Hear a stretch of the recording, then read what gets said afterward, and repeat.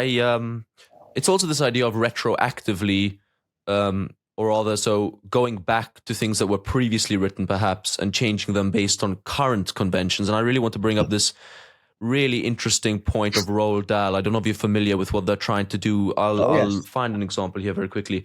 In The Witches, the use of old hags has been replaced with old crows.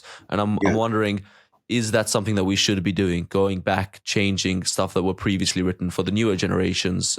How do we square that? In my view, no. I think if I were Roald Dahl, I'd be very upset to know that this is going on. What should happen is people should understand the mores of a previous generation, education about the way culture has changed, society has changed. If you start changing what happened a few years ago, then where do you stop? And you go back to centuries and centuries. And of course, people are doing this, changing Shakespeare and all the rest of it, simply because Shakespeare doesn't coincide with present day expectations.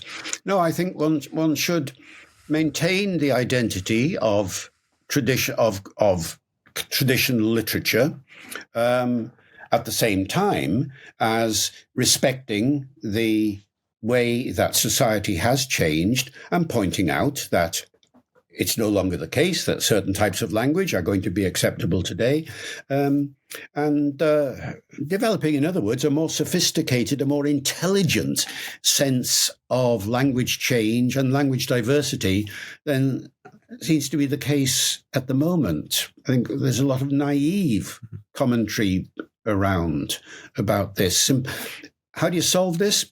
Well, I think one of the ways you solve it is by getting linguistics taught in schools, or at least linguistic awareness taught in schools. I'm not saying you should teach them Chomsky or anything like that. What I mean is that heaven forbid, I think one should get a kind of more sophisticated, language awareness ought to be part of the curriculum. And part of that curriculum would be to show people how the importance of language change and language diversity. And this would then act as a perspective for evaluating in a more illuminating way the literature of the past.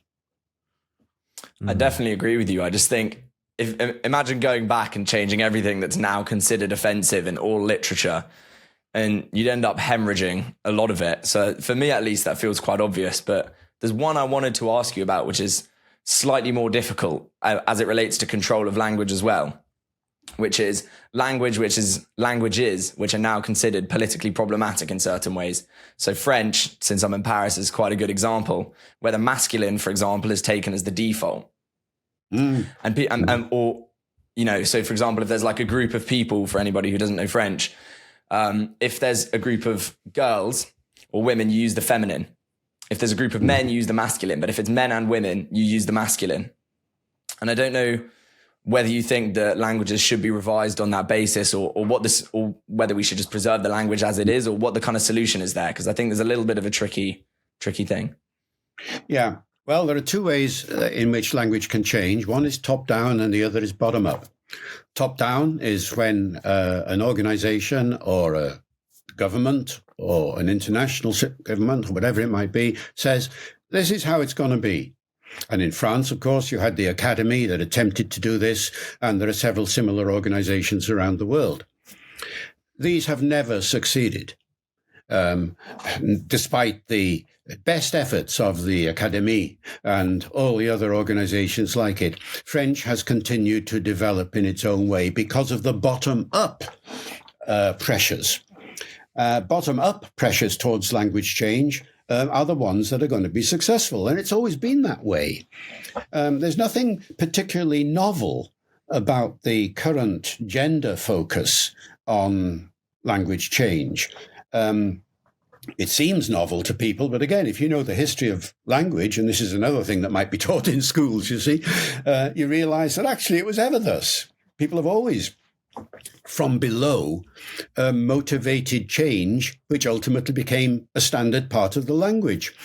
A very good example is the distinction between tu and vous in French, which transferred as a pressure into English in the Middle Ages, so that thou and you became used in a very similar sort of way. And then thou died away until today. It's only used in a certain very restricted circumstances.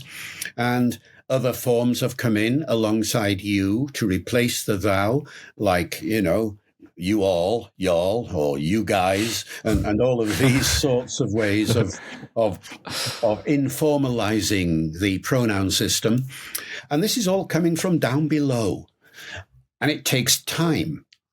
While it's taking place, there are the tensions that you referred to. A generation on, and those tensions have disappeared, and people are taking for granted things that were controversial a generation ago. It affects everything: pronunciation, grammar, vocabulary, the lot. 100 years ago, one of the biggest arguments in the newspapers was the new pronunciation of the word balcony. Oh, awful. Everybody says balcony. And now this new form is coming in. Balcony. It's disgusting. We must stop it. Now, what do we say today? Who remembers that controversy from 100 years ago? Nobody, of course.